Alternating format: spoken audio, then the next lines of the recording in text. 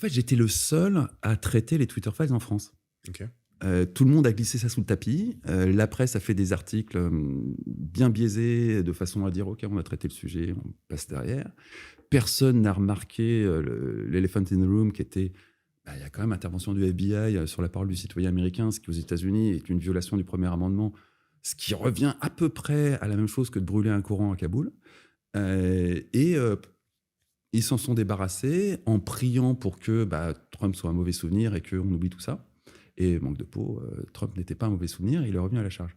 Ce qui fait que Trump débarque, a tout ce discours sur la liberté d'expression qui nous arrive dans la gueule, J.D. Vance à Munich récemment. Et en face, on a une opinion publique française et un corps médiatique français qui ne comprend absolument pas de quoi parle J.D. Vance. Parce qu'ils n'ont pas du tout suivi les Twitter Files. Moi, j'ai documenté ça sur mon fil Twitter de façon extensive. Et puis, le temps a passé. 2 ans plus tard, hop, Trump arrive.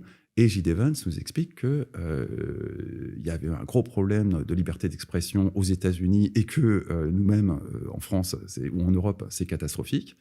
L'essentiel des Twitter Files, c'est une demi-douzaine de journalistes qui ont été choisis par Musk, à qui il a donné accès au Slack de l'entreprise, la messagerie interne de l'entreprise. Et dans la messagerie interne de l'entreprise, ils ont trouvé une quantité de choses astronomiques qui vont de typiquement la défaillance totale de la gouvernance de Twitter en interne, où Dorsey avait d'autres choses à foutre, avait complètement abandonné l'entreprise aux mains de gens qui n'avaient pas du tout les compétences pour gérer une telle boîte, et qui du coup étaient l'objet de pression dans tous les sens, notamment du FBI, mais aussi la façon dont finalement les équipes de modération avaient pris le pouvoir au sein de l'entreprise et avaient imposé leur propre vue.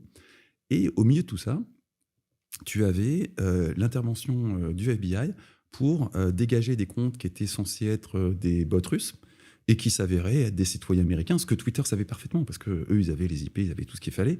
Donc tu as d'un côté les conversations internes du personnel ou de la direction de Twitter en disant « Mais attends, ce type est absolument pas un russe, c'est clairement un citoyen américain, pourquoi est-ce que le FBI nous demande de le dégager ?» Et puis de l'autre côté, le FBI qui en plus avait, à grand renfort de campagne de presse, foutait une pression pas possible sur Twitter, donc au bout d'un moment, il dégageait le compte pour avoir la paix. Et puis surtout, il dégageait le compte parce que tu avais affaire à une direction qui était gavée en stock option, d'une boîte qui, d'un point de vue cours de bourse, était quand même assez moribonde. Donc le moindre campagne de presse avait un impact énorme sur leur rémunération. Du coup, ils ont dégagé de façon industrielle des tonnes de comptes qui n'étaient absolument pas des bots russes, mais qui étaient des citoyens américains, y compris des élus américains ou des candidats à des élections américaines. Ce qui... Alors, ça choque pas grand monde en France, mais aux États-Unis, vraiment, c'est un crime de lèse-majesté. C'est vraiment premier amendement.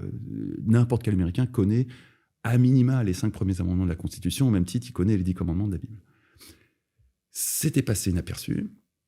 Ça a été bâclé en termes de couverture presse aux États-Unis, super bâclé en France. C'est clair que tout le monde a eu l'impression que tout d'un coup, il y avait plein de fachos sur Twitter. La réalité, c'est que tu as eu un rééquilibrage assez violent du fait que tout d'un coup, les fachos n'étaient plus censurés.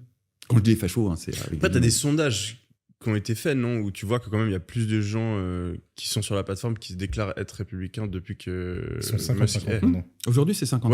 Donc, c'est pas que le contenu qu'on voit, c'est aussi les gens qui sont sur la plateforme qui ont changé. Oui, mais parce qu'avant, ils étaient censurés. D'accord. Ok, vu que c'était censuré, ils n'avaient pas de compte, quoi. Voilà, donc avant, tu étais dans un espace qui était très majoritairement démocrate, essentiellement parce que les voix des républicains étaient complètement invisibilisées. Donc, ça te donnait l'impression d'être en majorité quand tu étais de gauche. Ça donnait l'impression que tout le monde, ou presque, était de gauche, que les méchants étaient minoritaires, et que forcément, tu avais raison, et tu étais dans une écrasante majorité. Et tout d'un coup, quasiment du jour au lendemain, il y a eu un rééquilibrage extrêmement violent, ce qui fait que, légitimement, les gens ont eu l'impression que tout d'un coup, les gens de droite, ou les fachos, comme tu veux, étaient de façon écrasante et majoritaire. Mais quand tu regardes les urnes, oui, et pour revenir sur la censure, tu avais 2 forces de censure. La première, c'était le FBI, qui avait des revolving doors avec tous les réseaux sociaux, dont Twitter. Donc, il y avait dans Twitter des gens qui étaient des anciens du FBI, qui avaient pour correspondants des gens du FBI. Et le FBI faisait passer des listes de gens qui étaient censés être des bots russes, qui en fait étaient des citoyens américains républicains. Et ça, du coup, ça venait du président, ou est-ce que c'est simplement le FBI qui, eux aussi, avait leurs idées politiques et qui... Ça, on ne sait pas. Vraisemblablement, ça ne venait pas du président, parce que c'est un truc qui a commencé alors que Trump était au pouvoir. Ouais. Le premier mandat de Trump, grosso modo, le mec a débarqué, il ne savait pas du tout ce que c'était que le pouvoir, et son administration a passé son temps à lui tirer dans les pattes. D'autant plus qu'elle était persuadée que Trump était en collusion avec Poutine, ce qui a été démenti par la justice américaine 3 ans plus tard, le fameux dossier Steele. Mais durant les premières années, vraiment, tu avais beaucoup de gens qui étaient sincèrement persuadés que Trump était juste la marionnette de Vladimir Poutine. Donc, qui se sont sentis légitimes pour tirer dans les pattes d'un président élu. Là, aujourd'hui, il est beaucoup plus préparé. Et donc, tu avais d'un côté le FBI qui communiquait des listes de gens à dégager qui s'avéraient être, pour l'essentiel, des républicains, et y compris des élus. Hein, vraiment, ça allait très loin. Et de l'autre côté, un management qui était tellement défaillant que les équipes de modérateurs, qui étaient recrutées exclusivement à San Francisco, et qui étaient eux-mêmes très, très, très à gauche, n'ont pas le contrôle. Et donc, ils ont commencé à imposer leurs propres règles. D'où les femmes ont un vagin, paf, ton compte dégage. Le tout avec des techniques militantes qui faisaient que, typiquement en France, tu avais des groupes militants qui, dès qu'ils repéraient quelqu'un qui osait prétendre que les femmes ont un vagin, le signalaient à la modération. Et les équipes de modération, ils disaient, hop, le compte saute. Mais après, c'était pas que Twitter. Tu avais non, c'était tous les réseaux Instagram. Tu avais la même chose partout, mais sur Twitter, on l'a su en avance de phase. Parce que quand Elon Musk a racheté Twitter, il a ouvert les Twitter Files. Et on en est à peu près là, avec une incompréhension totale de la part et de l'opinion publique et des journalistes en France, de ce cultural gap gigantesque, du fait qu'ils n'ont pas suivi les Twitter Files, donc ils ne savent pas d'où ça vient. Ils ne sont pas vraiment conscients que le DSA est une loi de censure. D'ailleurs, en France, ils n'appellent pas ça censure, ils appellent ça modération.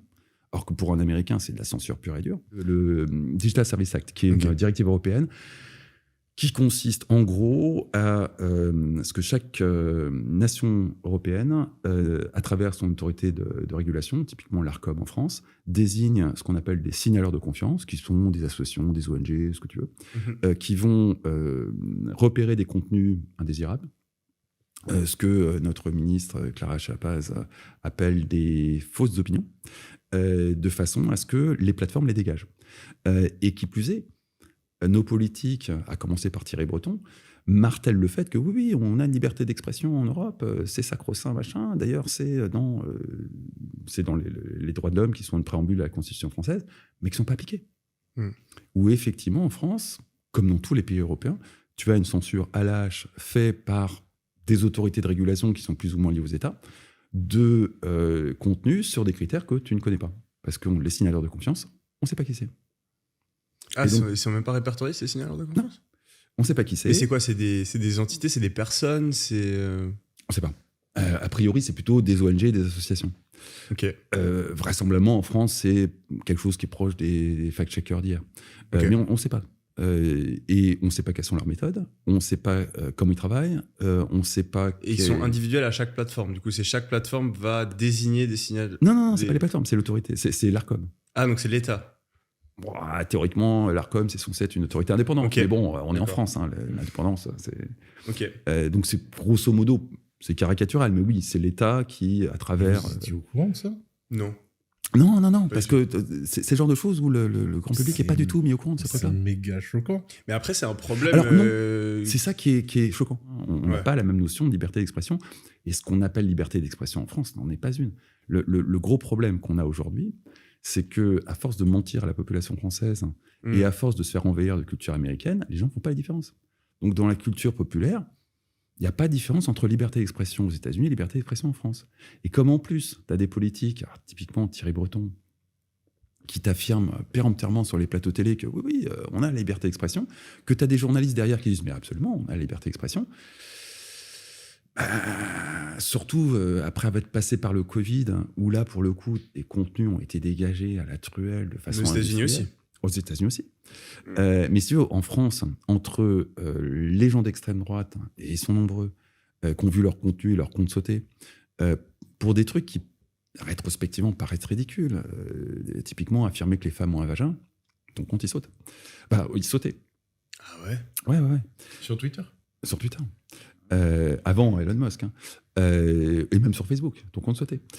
Alors que, pour le coup, même en France, tu es tout à fait dans le cadre de la liberté d'expression. Il n'y a aucune loi qui t'interdit de dire que les femmes ont un vagin. Mais ton compte sautait. Et puis, pendant le Covid, le fait de dire, en tout cas durant la première année, que le pangolin, c'était quand même pas très crédible, paf, ton compte sautait. Donc, tu as une telle quantité de gens qui ont vu la censure à l'œuvre et qui l'ont vécu dans leur chair. Et donc, on en est arrivé petit à petit au DSA. Et le DSA, ça consiste à dire, l'autorité en France, qui est l'Arcom, va déléguer à tout un tas de gens, on ne sait pas qui c'est, le soin de faire la chasse au mauvais contenu pour, dans la plus grande discrétion et sans donner de compte à qui que ce soit, pour que les plateformes les dégagent. Et puis, tu vas avoir un régime de censure qui va être spécifiquement français. Tu te doutes bien qu'en Serbie, ça ne va pas être le même type de censure. En Pologne, ça va être encore autre chose. En Italie, encore autre chose. Donc, tu n'as pas aucune valeur européenne, tu n'as aucune centralisation européenne là-dedans. Hein. C'est vraiment au contraire. C'est plutôt un constat d'échec sur d'éventuelles valeurs européennes, vu que c'est reporté au niveau de chaque nation. Et tu vas avoir des dérives dans chaque nation. C'est clair que ce qui va se passer dans l'environnement politique de Viktor Orban, ça ne va pas être la même chose qu'en France. On ne va pas avoir les mêmes dérives. Mais on va avoir des dérives absolument partout.